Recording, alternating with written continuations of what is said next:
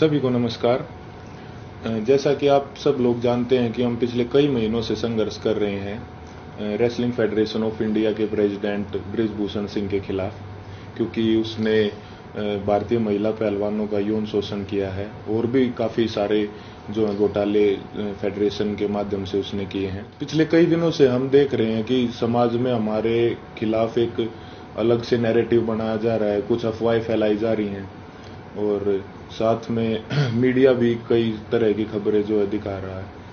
तो हमारा आज ये वीडियो बनाने का एक ही पर्पज़ है कि हम जो अपनी सच्चाई, जो असली सच्चाई है, वो आप लोगों तक पहुंचा सकें। आज हम इस आंदोलन की शुरुआत से लेकर अभी तक पूरी की पूरी सच्चाई आपके सामने डिटेल के साथ रखेंगे। आज जो हमारे ऊपर कई तरह के जो आरोप भी लगे हैं, आज हम उनका भी जवाब जो है प्रूफ के साथ देंगे। सबसे पहला जो आरोप हमारे ऊपर लगा था वो लगा था कि हमारा ये जो आंदोलन है वो राजनीति से प्रेरित है।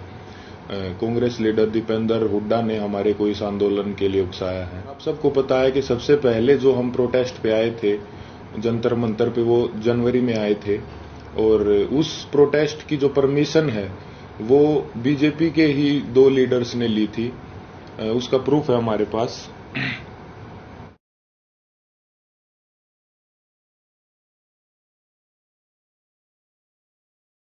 प्रोटेस्ट की जो परमिशन जो जंतर मंतर थाने से ली गई थी वो बीजेपी लीडर तीर्थ राणा और बीजेपी लीडर बबीता फोगाट ने जो वो परमिशन ली थी, जिसका प्रूफ भी अभी हमने आपको दिखाया।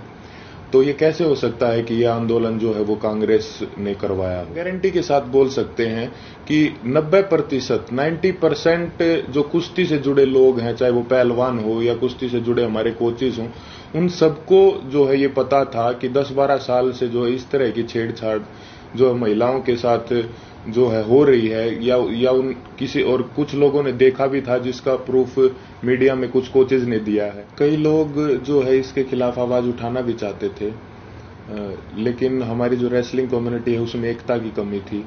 अगर किसी ने जो सिंगल अगर ये आवाज उठाने का फैसला भी किया तो वो बात जो है रेसलिंग जो है फेडरेशन के प्रेसिडेंट तक पहुंच जाती थी और उस आदमी के कैरियर में दिक्कत आना स्टार्ट हो जाती थी। लगातार और बार बार हमने सभी को बताया है कि जो हमारी लड़ाई वो सरकार के खिलाफ नहीं है, हमारी लड़ाई जो है रेसलिंग फेडरेशन के प्रेसिडेंट के खिलाफ है, क्योंकि जो भी शोषण उसने किया है, जो भी रेसलिंग के लिए गलत किया है, वो उसने फेडरेशन के पद पर बने रहते हुए किया है।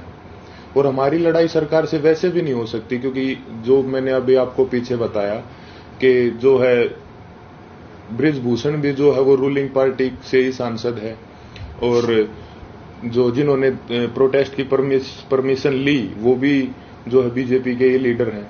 तो इससे तो ये साफ होता है कि भाई हमारी लड़ाई सरकार के साथ नहीं थी। और हमारे ऊपर दूसरा आरोप ये भी था कि हम इतने टाइम तक चुप क्यों थे। तो इसके कई कारण हैं। सबसे पहले तो एकता की बहुत कमी थी, एक साथ कभी हम हो ही नहीं पाए। और इसका दूसरा कारण तो आप समझ ही सकते हैं कि माइनर जो लड़की जिसने 161 के बयान दिए, फिर 164 के, उसके कई दिन बाद जो है उसने अपने बयान बदले, क्योंकि उसके परिवार को डराया गया, धमकाया गया। तो सिंगल आवाज उठा भी कैसे सकते थे। कुश्ती में आने वाले सभी खिलाड़ी बहुत ही गरीब परिवार से होते हैं, उनमें हिम्मत नहीं होती वो इतनी बड़ी व्यवस्था और इतने पावरफुल आदमी के खिलाफ आवाज उठा सके। और वो सब आप लोगों ने महसूस भी कर लिया होगा कि इंडिया के टॉप रेसलर्स ने मिलकर आवाज उठाई और उसके बावजूद भी उन्हें किन किन हालातों से गुजरना पड़ा। 28 तारीख को महिला पहलवानों के साथ जो व्यवहार हुआ वो पूरे देश ने देखा है। कैसे उनको जबरदस्ती घसीटा गया और कैसे जो उनको जबरदस्ती अरेस्ट किया गया, जबकि हमने कोई भी जो है कानून नहीं तोड़ा था, ना ही किसी संविधान का उल्लंघन किया था।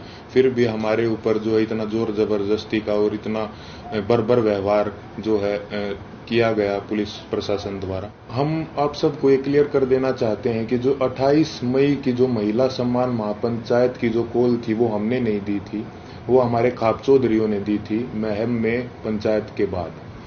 हमारे को तो कुछ समय के बाद जो है इस फैसले के कुछ समय बाद हमारे को ये पता चला कि 28 तारीख को जो है नए संसद भवन का उद्घाटन भी है। फिर भी जो है हमने हमारे बड़े बुजुर्गों के आदेश का जो है पालन किया, जिसके परिणाम स्वरूप जो है हमारे को इस तरीके से बर्बरतापूर्वक घसीटा गया रोड पे, और जो है हमारे को प्रोटेस्ट साइट से भी जो है जबरदस्ती हटा दिया गया। 28 तारीख को जो घटना हमारे साथ हुई उसने हमें अंदर से तोड़ दिया था।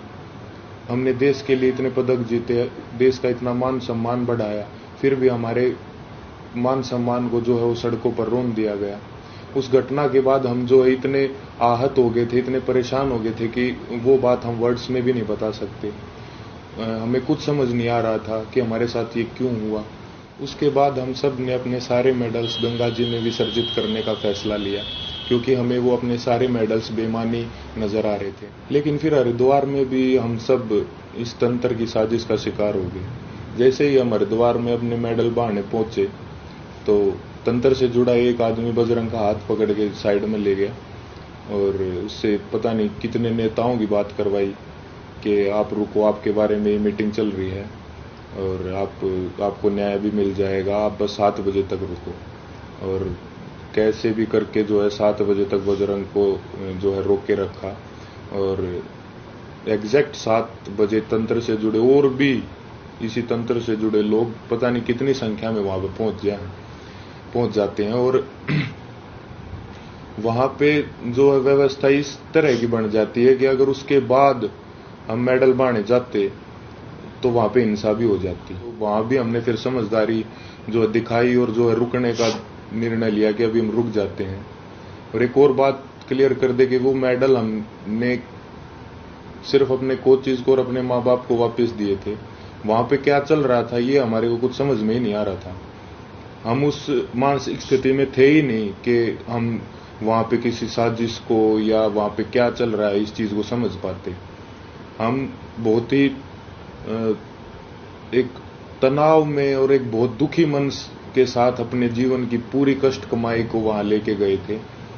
लेकिन वहां पे क्या हुआ उसको, क्योंकि हम जो है आंदोलनकारी नहीं है ना, हमें एक्सपीरियंस है, हमने जो है पूरी जिंदगी कुश्ती करी है ना, सोशल लाइफ भी नहीं जिए, तो कई बार इस तरह के जो माहौल क्रिएट होते हैं वो नहीं समझ में आते। साथ में हम अपनी जिंदगी की पूरी कमाई वहां पर लेके गए हुए थे। इस घटना के बाद हमारी मानसिक स्थिति ऐसी हो गई थी कि हमें कुछ भी समझ नहीं आ रहा था कि कौन हमारे साथ है, कौन जो हमारे खिलाफ है, कौन इस तंत्र का हिस्सा है। हम दिमाग के रूप से बिल्कुल जो है ब्लैंक आउट हो गए थे।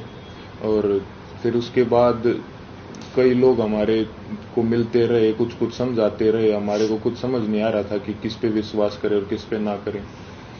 इसी बीच ये समझाया गया हमको कि होम मिनिस्टर सर से आपको मिलना चाहिए, क्योंकि जो है सारे समाधान वहीं से निकलेंगे। हम वहां पे सिर्फ अपनी बात रखने के लिए गए थे। और अब ये भी सुनने में आ रहा है कि कई खापे जो है वो हमसे नाराज हैं। मैं सबसे हाथ जोड़ के यही विनती करना चाहूंगा कि आप प्लीज अफवाहों पे ध्यान मत दो। अगर अनजाने में हमसे कोई गलती भी हुई हो तो हमें माफ करो। इतने दिन लगातार संघर्ष करने के बाद, इतने लोगों से मिलने के बाद हमने क्या महसूस किया है, क्या सीखा है, ये तो अभी हम आपको वर्ड्स में नहीं बता सकते। लेकिन हमने कई ऐसे इंसान भी देखे हैं हमारे साथ, और कई ऐसे संगठन देखे हैं जो निस्वार्थ भाव से जिन्होंने हमारा समर्थन किया है। हम उनका दिल से धन्यवाद करना चाहेंगे। संयुक्त किसान मोर्चा ने जो है पूरे जी जान से धरातल पे भी जो है हमारा जो समर्थन किया है। भाई चंद्रशेखर रावण का भी मैं दिल से धन्यवाद करना चाहूँगा, क्योंकि ये तंत्र जात पात में हमको बांटना चाहता था, लेकिन उस भाई ने हमारी दिल से सपोर्ट की है। तो चंद्रशेखर भाई का भी दिल से धन्यवाद। सत्यपाल मलिक जी का भी मैं धन्यवाद करना चाहूँगा कि उन्होंने हमारे को प्रेरित किया कि कैसे बेबाकी से अपनी बात जो है रखी जाती है। साथ ही सभी महिला संगठनों का भी मैं जो है दिल से धन्यवाद करना चाहूँगा कि उन्होंने जितनी ताकत उनमें थी हमारा सपोर्ट किया है। साथ ही छात्रों का भी, हर एक उस इंसान का जो निस्वार्थ भाव से हमारे पास हमारे समर्थन के लिए आए हैं, उनका हम दिल से धन्यवाद करना चाहेंगे। और हम चाहेंगे कि आगे भी मुसीबत के समय में आप हमारा ऐसे ही साथ दें। इसके लिए मैं धन्यवाद करना चाहूँगा बीजेपी लीडर जो हैं बबीता जी और तीर्थ राणा जी का, कि उन्होंने जो है पहलवानों को एकजुट करने का काम किया। साथ ही उन्होंने इस आवाज़ को उठाने के लिए उन्हें मोटिवेट भी किया। उसके बाद इन्होंने ही सरकार के साथ जो है मीडिएटर बन के जो पहलवानों को एक कमेटी का नाम देके जो है आश्वासन दिलवाया सरकार से, यही उसके बीच में जो है मीडिएटर थे।